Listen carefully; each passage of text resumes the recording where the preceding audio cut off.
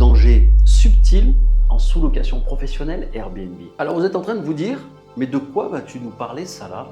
C'est quoi cette idée de piège subtil qui nous attend, nous, sous-loueurs courte durée, Airbnb et Booking? Et j'ai envie de te dire que ce piège subtil est en quelque sorte le grand danger silencieux, discret, auquel ont été confrontés et seront confrontés tous les loueurs courte durée. Et je vais arrêter de maintenir le suspense, puisque selon moi, la très forte rentabilité à court terme de la location courte durée est trompeuse. Elle est trompeuse car pour certains amateurs ou loueurs, que j'appelle les loueurs courte durée bof, elle peut amener cette rentabilité forte à court terme droit dans le mur. Alors ne t'inquiète surtout pas, comme d'habitude, je vais t'expliquer tout ça de manière très précise, argumentée, de sorte que tu vas comprendre exactement de quoi je veux parler. Ne sous-estime donc surtout pas l'importance de cette vidéo, reste bien jusqu'à la fin, car je vais te donner des conseils ultra puissants pour garder ton business de sous-location Airbnb rentable et profitable le plus longtemps possible. Alors pour ceux qui ne me connaissent toujours pas, je m'appelle Salah et j'ai construit depuis 2018, date à laquelle j'ai commencé la sous-location Airbnb, un véritable empire immobilier en sous-location professionnelle qui m'a rapporté plus d'1,5 million d'euros de chiffre d'affaires. Donc, avant de démarrer cette vidéo, je vais te demander de t'abonner pour ne pas manquer les prochaines vidéos. Dans cette chaîne, on parle de business en lien avec la location courte durée Airbnb et donc notamment de sous-location mais aussi de conciergerie. À ce propos, les amis, on s'est rendu compte que 90% des gens qui regardent nos vidéos ne sont pas abonnés. Donc toi, tu dois t'abonner. Parce que si tu veux continuer à pouvoir regarder ces vidéos, si tu veux que je continue à te produire du contenu de qualité comme je le fais aujourd'hui, tu dois t'abonner. Sinon, j'arrête tout. C'est terminé. Je me barre. Je déconne. Restez. Ce que je veux dire par là, pour ceux qui ne sont pas encore abonnés, abonnez-vous. Ça m'aide, ça me motive à produire encore plus de contenu qualitatif pour vous. Également, n'hésite pas, tu as les liens dans la description de cette vidéo, à aller récupérer des bonus gratuits. Le premier, c'est Prévisionnel Mastery, qui est un outil hyper puissant qui va te permettre de déterminer la rentabilité de ton appartement en location courte durée. Le second bonus, c'est mon e-book qui est totalement gratuit. Je t'explique mon parcours dans le domaine de la sous-location. Alors donc que j'étais salarié en démarrant de zéro, sans crédit bancaire. Comment j'ai pu grâce à ce business, impacter positivement ma famille, mes amis, mon entourage et comment j'ai pu véritablement changer de vie et voyager. Tout ceci, j'ai pu le faire grâce à la sous-location. Allez, maintenant rentrons dans le vif du sujet et qu'on se le dise les amis, soyons honnêtes, il y a en matière de location courte durée Airbnb un culte de la rentabilité à court terme. Et les mots ont un sens dans la langue française. La location courte durée, comme son nom l'indique, peut présenter, courte durée, peut présenter un danger, une obsession d'une rentabilité court-termiste.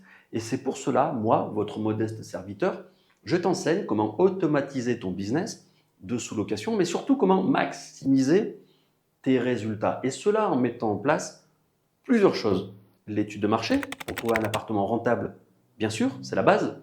Une belle décoration qui va participer à l'expérience client pour aller chercher un prix à la nuitée le plus élevé possible. 3. Une tarification dynamique intelligente pour faire varier tes tarifs en haute et basse saison et ainsi avoir tout le temps un prix le plus élevé possible, peu importe la saisonnalité. Bien sûr, number 4, 4, une qualité de ménage la meilleure afin que vos voyageurs soient satisfaits, qu'ils vous donnent des commentaires les plus positifs et flatteurs possibles, de manière à ce que tu puisses ensuite toujours pratiquer des prix les plus élevés possibles. Ce que je viens de te décrire, ce sont les choses que je m'évertue à te dire, te répéter. C'est ce fameux concept du cercle vertueux. Et dans ce cadre-là, soyons honnêtes, notre façon de penser d'un point de vue business est orientée à court terme. Pour les réservations qui arrivent, les prochaines, mais j'ai presque envie de te dire que ça ne va pas au-delà d'une vision 1 mois, voire 2 mois. Et quels sont les impacts, les conséquences négatives d'une vision à court terme de ce business? Permets-moi de te dire que les conséquences négatives peuvent être véritablement dangereuses, en ce sens qu'elles vont mettre en danger ton business. Si tu penses court terme principalement, tu ne vas pas, par exemple, prendre soin de ton appartement, de tes appartements, c'est-à-dire que tu ne vas pas les entretenir, tu ne vas pas mettre en place des process rigoureux, réguliers de maintenance et sûrement, la conséquence est que tes appartements vont se dégrader tout doucement au fil du temps. Alors on est d'accord les amis, la location courte durée est très rentable, mais elle use les appartements. Les rotations voyageurs peuvent faire mal au mobilier, aux peintures, à l'électroménager et à tout ce qui se trouve dans ton appartement. Et bien sûr, si tu négliges la maintenance et tout ce que je viens de t'indiquer, tu vas te retrouver dans 1 an ou 2 avec un appartement qui n'aura plus rien à voir avec celui que tu connaissais au début de son exploitation. Et tu vas commencer à avoir des commentaires négatifs. Puisque le voyageur va mélanger ménage et entretien régulier de l'appartement. Je vais te donner un exemple tout bête. Tu peux avoir un ménage qui peut être très bien fait, d'une manière excellente, rigoureuse, mais si tu as des joints de douche qui sont jaunis, les peintures de ton appartement en mauvais état, un mobilier en fin de vie, etc., crois-tu que le voyageur, véritablement, va faire la part des choses entre ton ménage qui est très bien fait et ton appartement qui est dans un état technique, on va dire, catastrophique? Moi, je pense que le voyageur va te mettre une très mauvaise note et il aura raison. Et permets-moi de te dire qu'on soit bien d'accord, que tu sois sous-loueur courte durée, société de conciergerie, un investisseur immobilier, nous avons tous le même objectif de vision long terme. On veut en quelque sorte la pérennité économique de notre business le plus longtemps possible. Cela n'est pas incompatible avec ce que je viens de t'indiquer avant, car en tant que chef d'entreprise, tu dois gérer le quotidien, mais aussi, surtout, réfléchir à comment ta société va se comporter, on va dire, à moyen long terme. Pourquoi? Parce que tout simplement, pour ceux qui démarrent, le fait d'avoir cette vision long terme dans l'entretien du logement, bien évidemment, dans ton discours vis-à-vis du propriétaire, ça va se ressentir. Quand tu vas tenter de convaincre le propriétaire de te laisser son appartement en sous-location, le propriétaire va ressentir que tu as une vision long terme. Le propriétaire va bien évidemment comprendre que vous avez cet objectif commun. Cet objectif commun, c'est son appartement. Lui, il souhaite que ses loyers soient payés. Mais vous deux, vous avez un objectif commun qui est que cet appartement soit très bien entretenu, techniquement, maintenu techniquement sur le long terme. À ce sujet, je t'invite à aller voir une vidéo que j'ai faite sur le sujet comment approcher un propriétaire, comment lui présenter la sous-location professionnelle, quelle posture adopter et bien évidemment comment faire en sorte de gagner la confiance du propriétaire parce que tout va se jouer là. Vraiment, tu vas le voir, c'est hyper puissant. Cette vidéo est hyper puissante et intéressante et elle te donne toutes les techniques pour convaincre un propriétaire. Donc, va la voir. Et reprenons maintenant la suite de cette vidéo. Ce que je veux dire par là, c'est que dès le départ, dès la création de ton business de sous-location, alors peut-être pas les premières semaines, mais les premiers mois, tu dois d'emblée mettre en place un process précis et rigoureux s'agissant de la maintenance de tes appartements. Je voudrais maintenant te parler plus précisément de l'importance de cet entretien régulier et comment le mettre en place. Tout d'abord, comme je te l'ai déjà dit, il ne faut pas confondre ménage et maintenance, entretien de l'appartement. Ok, tu as des équipes ménage qui font très bien leur travail, mais quand tu as un appartement qui est mal entretenu, mal maintenu, tu as beau faire ton ménage de la meilleure des manières possibles, ça se verra. Et la garantie AirCover d'Airbnb, je le répète les amis, elle n'a pas vocation à garantir, à couvrir la vétusté de tes appartements. La garantie AirCover est là pour couvrir des dommages, garantir la réparation du fait d'une faute intentionnelle ou non intentionnelle du voyageur. Exemple, le voyageur qui casse un vase, tâche ton canapé, etc. etc. Là, clairement, AirCover va intervenir. Mais si tu as des joints de douche qui sont jaunis, qui ne sont plus étanches, que tu aurais dû refaire il y a déjà de nombreux mois, et la conséquence est que ça crée un dégât des eaux pour le voisin du dessous, ça, très clairement, c'est de ton fait. Et AirCover n'a pas à intervenir. Ce n'est pas au voyageur aussi de payer pour cela. Le pire dans cette situation est que souvent, le fait de tirer trop sur la corde fait qu'à un moment donné, il va y avoir un problème technique dans ton appartement qui fait que tu devras le fermer pour réparer ce dommage. Et la fermeture de ton appartement, c'est tout simplement une perte pure sur ton chiffre d'affaires.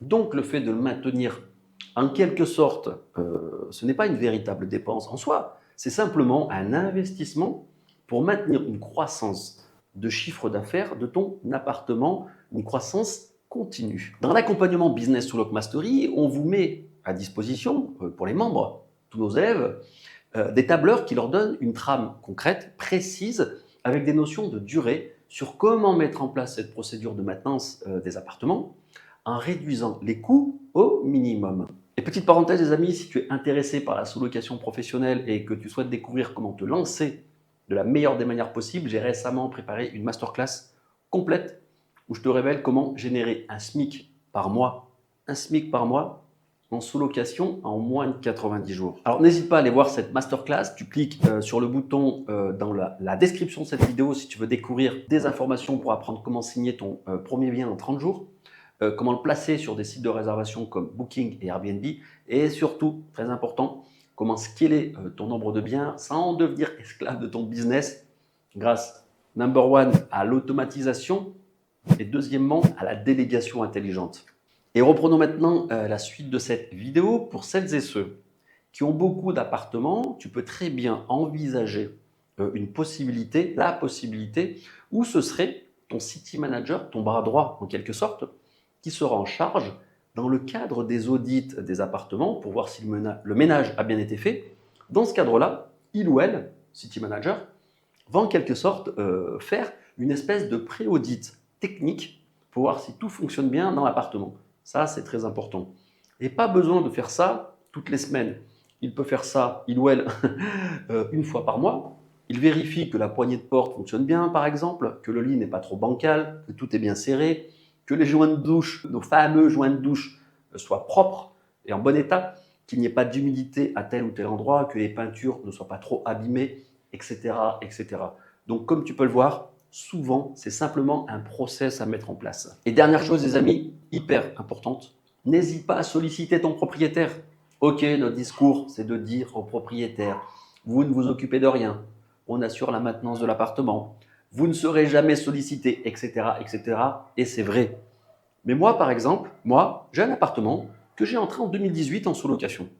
En 2021, donc 3 ans après son exploitation, j'ai voulu apporter une nouvelle expérience client et donc une nouvelle décoration plus dans l'air du temps, qui m'apporterait donc de meilleurs voyageurs et augmenterait par voie de conséquence le prix des nuitées.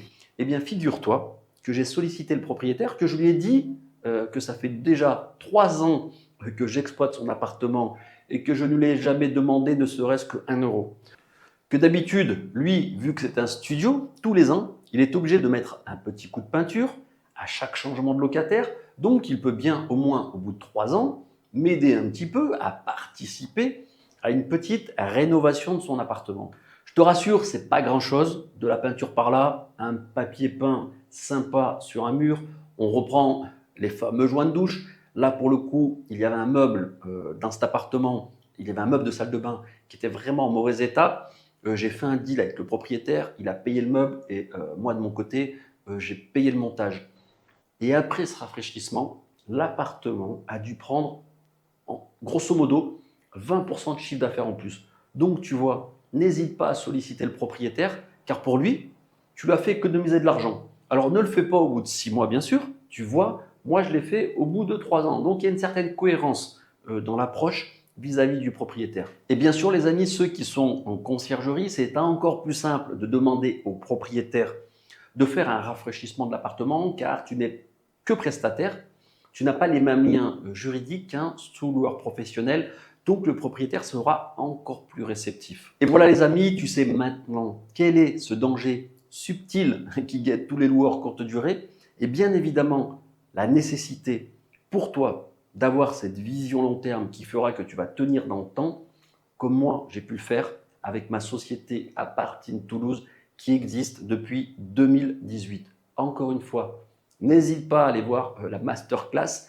si tu veux apprendre à générer un SMIC par mois en 90 jours grâce à ce modèle de sous-location en cliquant sur le lien dans la description de la vidéo. Et bien sûr, si tu es prêt à te lancer dans la sous-location professionnelle ou si tu cherches à affiner tes techniques actuelles, n'hésite pas à réserver un appel avec moi ou un membre de mon équipe pour un bilan personnalisé. C'est totalement gratuit.